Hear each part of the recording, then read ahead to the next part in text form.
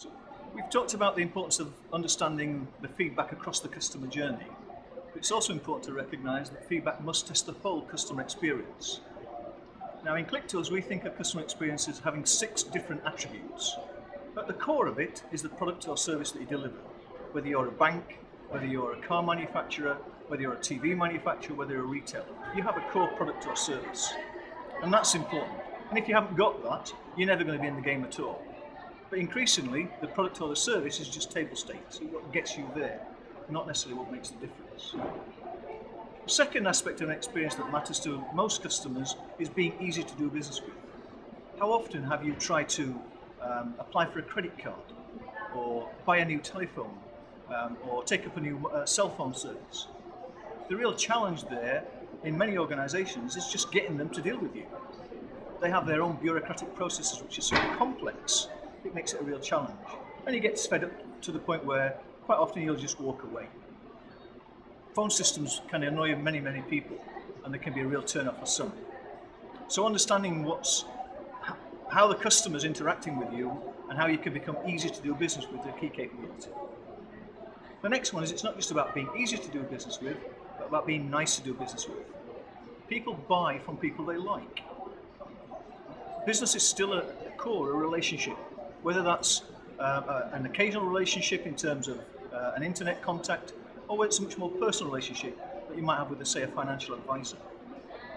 So having people in your organisation that make it easy for the customers, that take out the complexity, that understand what they're going through and therefore can empathise.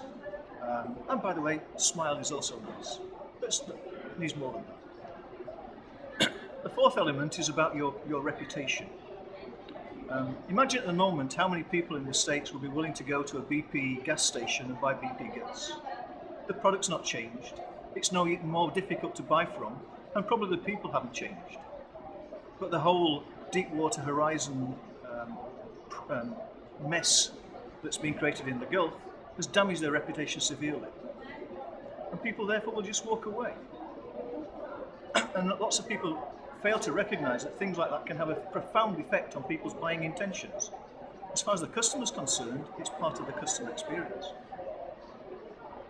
The fifth thing that's increasingly important is that customers want to be part, they want to be engaged in the process. They want to be in control of the process. They don't want to be told. Deference has disappeared.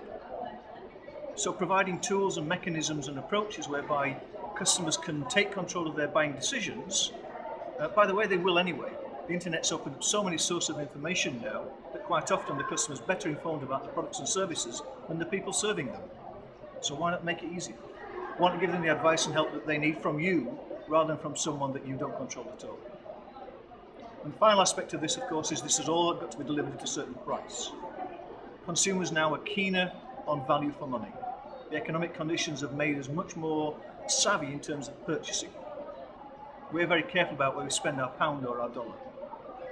So you've got to find a way to build an organisation, to build the processes and the mechanisms of the product that can deliver that total experience at a price that the consumer thinks is good value for money. And you can't do any one of these, by the way, you have to do them all. And if you really understand your customers, you'll recognise that different segments of customers have got a different mix of requirements. And at different stages of the customer journey, these requirements will change. So you need to be thinking about these 6 factors as you're starting to think through what sort of experience am I going to deliver, and therefore, what should my feedback be informing me about.